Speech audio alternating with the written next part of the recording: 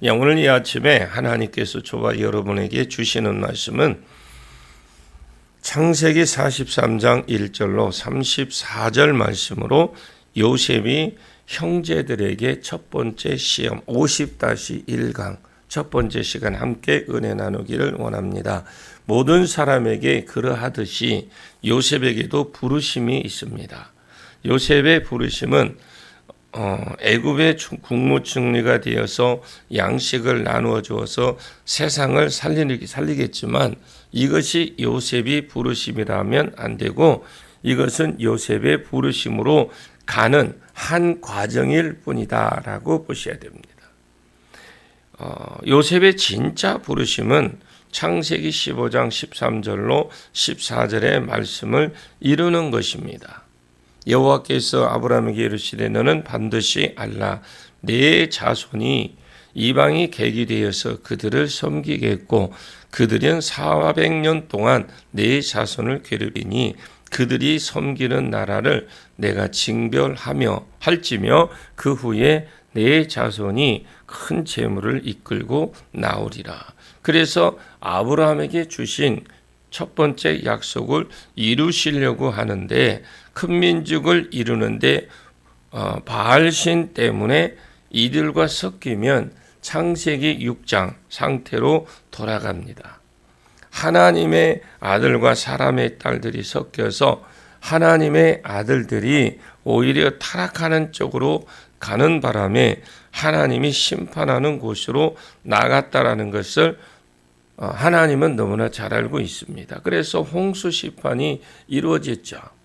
그래서 가나안에서는 큰 민족을 안 이루어 주시고 애굽으로 보내시려고 계획을 하셨는데 애굽으로 보내기 위해서 요셉을 먼저 보내고 국무총리를 만들어서 그리고 기근을 일으켜서 요셉은 양식을 준비해 놓았기 때문에 형님들이 오면 만나서 애굽으로 끌어들이는데 이 일에 부르심이 있는 것입니다.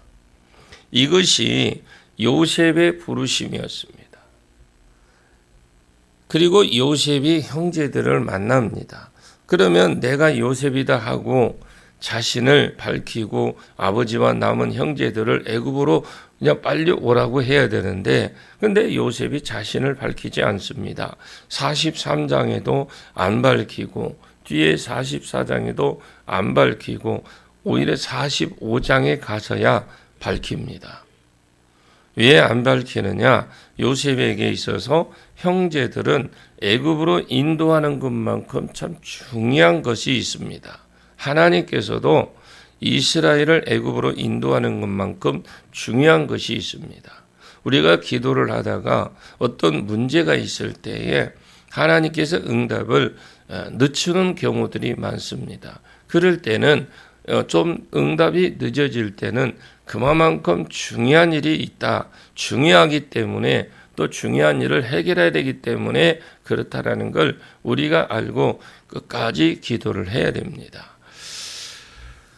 그것이 애굽에 와서 큰 민족이 되어야 됩니다. 애굽에서 큰 민족이 되어야 될 주역들이 요셉의 형제들이래요. 이 요셉의 형제들이 영적으로 성숙하고 변화가 되어 있느냐 안 되어 있느냐 이 사람들이 애굽으로 내려온 만큼 중요한 것이다라는 거죠. 그래서 요셉을 변화를 밝히지 않고 정을 억제하고 울면서 속으로 울면서도 가식적으로 엄한 소리를 하면서 이 형제들의 변화되었는지 안 되었는지 달아봅니다. 그래서 43장에 첫 번째 테스트를 하고 언젠가 될지 모르겠지만 44장에서 두 번째 테스트를 합니다. 두 번째 테스트를 그때 하더라도 43장의 테스트는 베냐민에게 집중적으로 두 가지 혜택을 줍니다. 누구에게 뭘 준다? 11한 형제가 있는데 베냐민에게만 특혜를 주어봅니다. 상상하지 못할 특혜를 줍니다. 옛날 자기가 요셉이 특혜를 받았죠. 아버지에게 특별히 사랑받는 것 때문에 형제들이 시기하고 질투하고 이것 때문에 요셉을 죽이려고 노예로 팔아먹었습니다. 그렇게 여전히 그 모습으로 있는지 아니면 인격적으로 그들이 성숙해져서 사촌이 논을 산다고 하더라도 배가 안 아프고 행복하고 오히려 축복을 해주고 있는지, 이 영역에서 변화되었는지 안 변화되었는지 달아보는 겁니다. 요셉은 한 영역이 아니라 모든 영역에서 예수님의 모형이라고 그랬습니다. 예수님도 우리를 달아보십니다. 예수님이 우리 교회를 통해서, 저와 여러분을 통해서 이 도시를 천하만민이 복받는 곳으로 돌아오는 사람들과 열방의 천하만민이 복받는 곳으로 돌아오도록 부르신 것입니다. 우리의 부르심은 하나님의, 우리는 되고 안 되고 해도 안 되고 그게 문제가 아니라 영혼 구원이라는 거죠. 복음이에요. 복음 전하는 것. 이것이 이 시대에 우리의, 저와 여러분의 똑같은 부르심이에요. 그러나 이 부르심보다 더 중요한 것이 있다는 겁니다. 이 부르심에 수종해 들어야 할 핵심 멤버들인 우리의 인품이나 신앙이나 신앙의 성품이 변화되는 겁니다. 우리가 신앙의 인품, 신앙의 어떤 성품이 이게 변화되지 않으면 사람 안 붙여져요. 그냥 우리는 신앙생활 그냥 그저 하면 되지, 예배 잘 드리고 교회 잘 나오면 되지, 아닙니다. 우리 중에 부르심의 은사가 더 나타나는 사람이 있을 겁니다.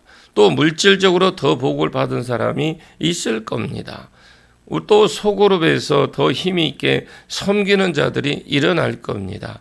우리가 우리 안에서 하나 되지 못하고, 우리가 우리 안에서 서로 축복하지 못하고 지체를 즐거워하지 않는다면 아무런 변화도 아무런 일어나지도 않습니다. 우리 교회에서.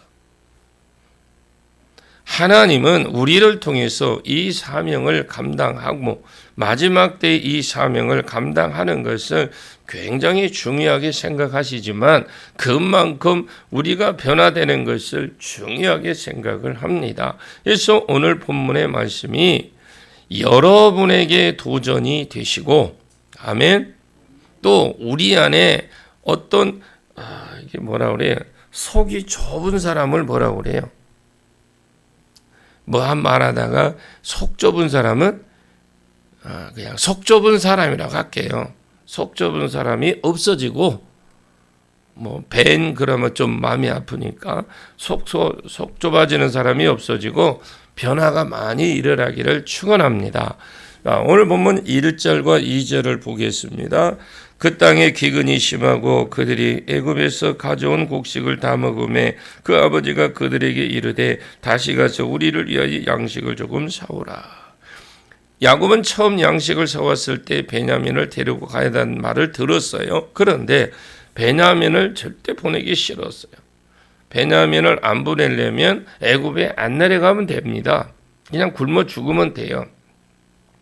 베냐민을 보내기 싫어서 애굽에 내려가기 싫었는데 애굽에 안 내려가려고 애를 많이 쓴 것 같아요. 기도도 해보고 기근이 끝나야 되니까 기근이 언제나 끝나려라 하늘도 쳐다보고 기도도 하고 양식도 좀 아껴 먹고, 누가 밥 좀 많이 먹으면 야 지금이 어느 때인데 밥을 이렇게 2그릇씩이나 먹냐, 좀 반으로 줄여라 하기도 하고 자기 나름대로의 어떤 노력을 다 했는데, 근데 하나님도 무심하시지 기도를 그렇게 했는데 기근은 계속된 겁니다. 시간이 갈수록 기근이 더 심해지고 엎친 데 격친 적으로 뭐도 떨어졌습니까? 이제 양식마저도 떨어졌어. 아무리 아껴 먹어도 떨어지는 걸 어떻게 하겠습니까? 자, 3절에서 5절까지 보겠습니다. 유다가 아버지에게 말하여 이르되 그 사람이 우리에게 엄히 경고하여 이르되 너희 아우가 너희와 함께 오지 아니하면 너희가 내 얼굴을 보지 못하리라 하였으니 아버지께서 우리 아우를 우리와 보내시면 우리가 내려가서 아버지를 위하여 양식을 사려니와 아버지께서 만일 그를 보내지 아니하시면 우리는 내려가지 아니하리니 그 사람이 우리에게 말하기를 너희의 아우와 너희와 함께 오지 않으면 너희가 내 얼굴을 보지 못하리라 하였음이니라.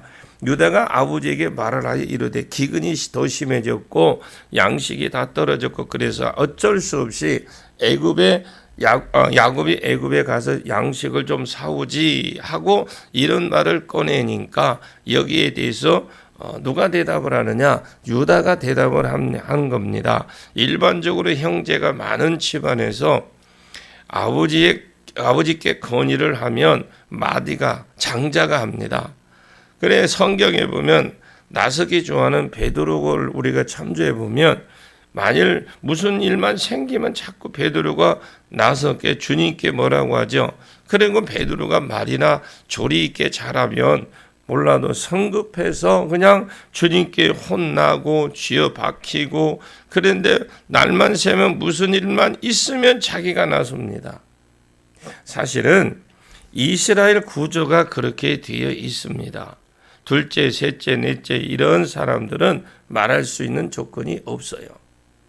항상 대표성을 띈 사람이 사부하고 그 대표성을 띈 사람이 왕하고 그러니까 베드로가 나서도록 되어 있었습니다. 오늘 본문에도 이 일을 준비하고 나서려면 누벤이 장자가 나서야 돼요. 근데 누벤은 왜 못 나서느냐? 누벤은 신뢰를 잃어버렸어요. 비라첩하고 통과한 것 때문에 벌써 아버지의 신뢰를 잃어버렸고 신용을 잃으니까 앞에서 누벤이 한 번도 시도도 안 해봅니다. 그러니까 아버지가 안 했죠. 왜? 애굽에 잡혀 있습니다. 지금 레위인인데 시므온은 지금 어디 있습니까? 애굽에 잡혀 있잖아요. 잡혀 있고 자기들만 올라왔어요. 그러니까 창세기 49장이 누벤은 저주받고 시므온과 레위도 저주를 받습니다. 신뢰를 다 잃었어요. 그래서 차례대로 나서려면 누가 나서느냐? 이제 유다가 리더십이 좋았던 것 같은데 유다가 나서서 아버지 지난번에 우리가 양식을 사러 갔을 때에 국무총리가 우리를 정탐꾼이라고 누명을 씌워서 우리는 정탐꾼이 아닙니다. 정탐꾼이 아니라는 증거로 우리는 한 아버지의 아들입니다. 한 나라의 정탐꾼을 보내는데 누가 미련하게 한 아버지 그 아이들 식구를 전체를 정탐꾼을 보내겠습니까? 각도에서 싸움 잘하고 무술 잘하고 하는 지혜 있는 사람을 그 사람들을 뽑아서 보내지 훈련 잘 된 사람을. 그래서 우리는 정탐꾼이 아닙니다. 우리는 한 아버지의 아들이다. 한 아버지의 아들이 무슨 정탐꾼으로 오느냐? 우리는 정탐꾼이 아니다 그랬더니 원래 12이었는데 하나는 없어졌고 하나는 지금 아버지가 하고 있다. 그러니까 국무총리가 그러면 너희가 정탐꾼이 아니고 한 아버지의 아들이라는 증거가 되라. 다음 양식을 사려 올 때의 막내 동생을 데려오면 정탐꾼이 아니라고 해주겠다. 이렇게 그러고 난 뒤에 확인만 시켜주면은 너희들이 이 땅에서 무역을 거래하고 다음에는 막내를 데려오고 오지 못하면 너희는 정탐꾼이다. 그러므로 너희는 내 얼굴을 못 볼 줄 알아라. 내 얼굴을 보지 못하리라. 이 말이 2번이나 나와요. 근데 그곳에 노우가 써져 있어. 노우. 이 말은 노우가 써져 있는 것은 우리가 이미 호세아서 배웠죠. 노가 들어가면 절대죠. 절대 얼굴을 못 본다라는 겁니다. 요셉에게 가서 면접하고 통과가 돼야 되는데 양식을 사오고 그래야 이루어지는데 요셉의 얼굴을 못 본다라는 것은 가봐야 거래가 안 된다 이 말이죠. 동생 베냐민을 데려가지 않으면. 그래서 이 유다가 나서면서 6절 7절 봅니다. 이스라엘이 이르되 너희가 어찌하여 너희에게 또 다른 아우가 있다고 그 사람에게 말하여 나를 괴롭게 하느냐? 그들이 이르되 그 사람이 우리와 우리의 친족에 대해서 자세히 질문하게 이르기를 너희 아버지가 아직 살아 계시느냐? 너희에게 아우가 있느냐 하기로 그 묻는 말에 따라 그에게 대답한 것이니 그가 너희의 아우를 데리고 오라 할 줄은 우리가 어찌 알았으리까? 베냐민이 죽을 때 베냐민은 죽은 라헬과 약속이거든요. 이것을 내가 지켜주겠다고 약속을 했는데 이 아이를 보낼 수가 없는 겁니다. 그래서 원망하는 식으로 말을 합니다. 아니, 양식을 사러 갔으면 같이 양식이야 사오면 되지. 무엇한다고 집안에 동생이 있다고 말해서 또 동생을 데려가려고 하느냐. 왜 그렇게 나를 괴롭게 하느냐. 하니까 그것에 대한 대답이 7절입니다. 그들이 이르되, 지금 이 말을 하는 사람이 누구겠습니까? 유다겠죠. 그들이 이르되, 그 사람이 우리와 우리의 친족에 대해서 자세히 질문해서 우리가 대답했습니다. 너희 아버지가 아직 살아계시냐? 너희 아우가 아직 있느냐? 하기를 묻는 말에 그냥 따라 대답했습니다. 그가 너희 아우를 데려오라고 할 줄을 우리가 어떻게 알았습니까? 그리고 우리는 말 안 하고 양식이나 그냥 사오려고 했습니다. 그 사람이 자꾸 물어보던데요. 너희 아버지가 살아계시냐? 그래, 있다고. 있는 걸 어떡합니까? 있다고 해야지. 너희 동생이 있냐? 또 있다고 해야지. 어떡합니까? 있다고 했습니다. 그리고 데려오라 할 줄 누가 알았겠습니까? 옆에 있던 형제들이 뭐라 하겠습니까? 맞아요. 그랬어요. 그랬을 거 아닙니까? 자, 8절과 9절을 봅니다. 시작. 유다가 그의 아버지 이스라엘에게 이르되, 저 아이를 나와 함께 보내시면 우리가 곧 가리니 그러면 우리와 아버지와 우리 어린아이들이 살고 다 죽지 아니하리이다. 내가 그를 위하여 담보가 되오리니 아버지께서 내 손에서 그를 찾으소서. 내가 만일 그를 아버지께 데려다가 아버지 앞에 두지 아니하면 내가 영원히 죄를 지으리다. 여기에 계속 유다가 저 아이를 나와 함께 보내시면 우리가 바로에게 내려가겠습니다. 우리가 내려가면 우리 형제들이지요. 그리고 아버지 우리 아들이 3대가 다 안 죽고 삽니다. 만약에 아버지가 버티고 베냐민을 안 보내면 그러니까 우리죠. 우리는 베냐민도 들어가겠죠. 그 안에 우리라는 것은. 그러니까 우리 아버지 자식들 3대가 다 굶어 죽습니다. 아니, 베냐민을 하나 살리자고 우리 3대가 다 죽어야 되겠습니까? 그러면서 유다가 9절에 내가 그를 위하여 담보가 되오리니 아버지께서 내 손에서 그를 찾아서 담보. 여러분 담보 아시죠? 담보.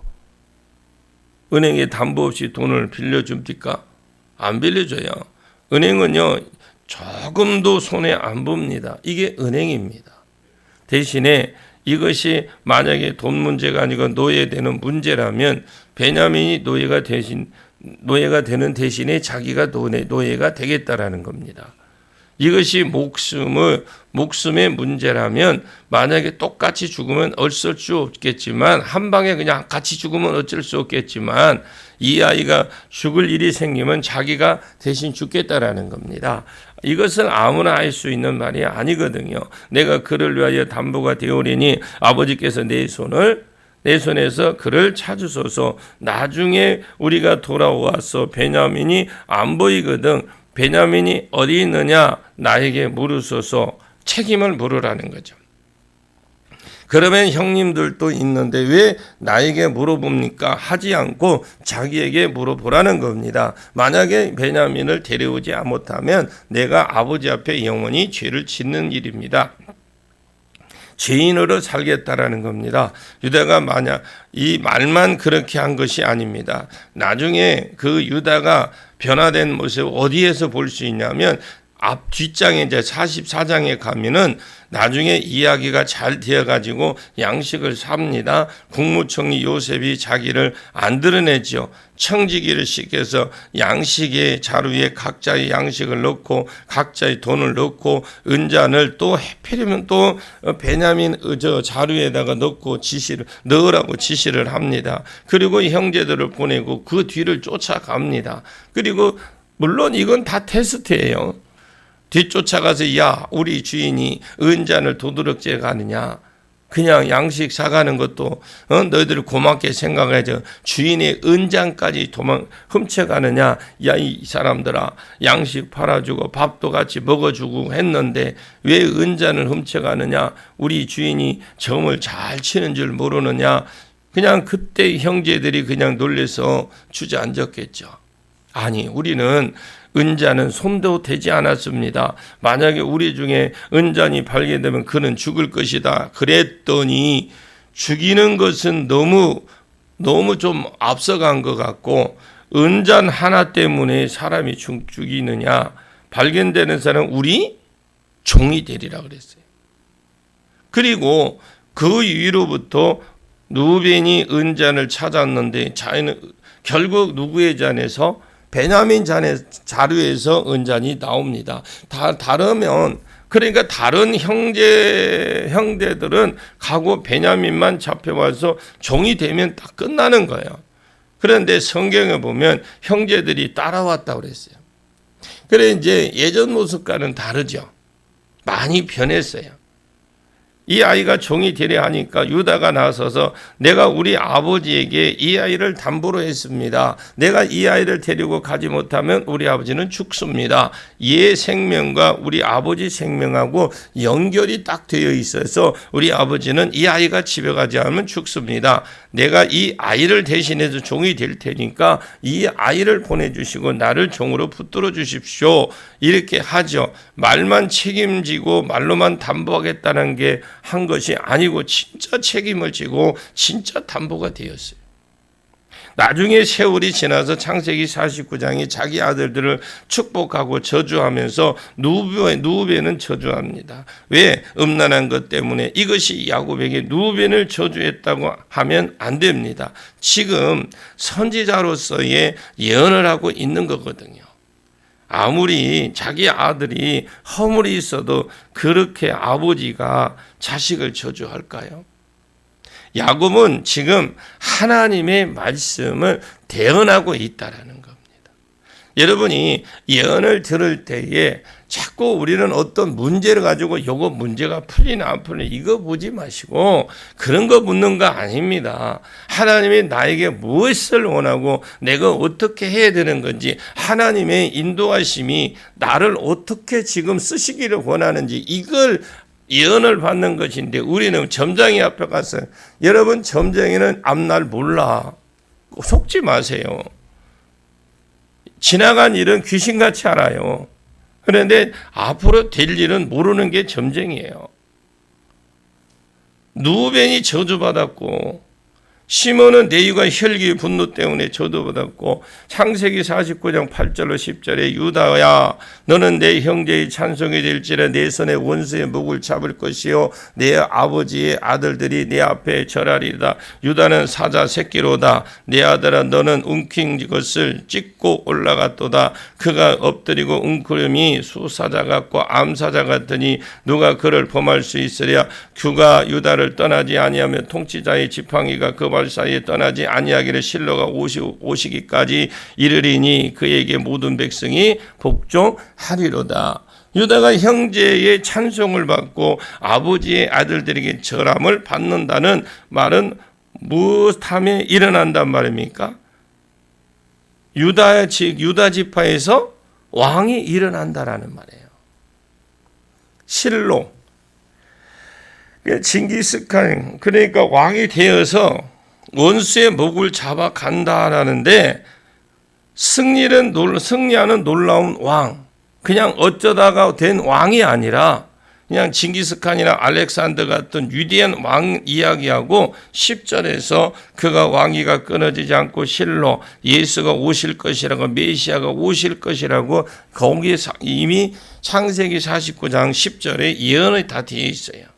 유다가 복을 받을 정도가 아니라 12형제 중에서 가장 놀라운 복을 받았습니다. 왜 유다가 이렇게 탁월하고 놀랍고 탁월한 복을 받았느냐, 이게 궁금하잖아요.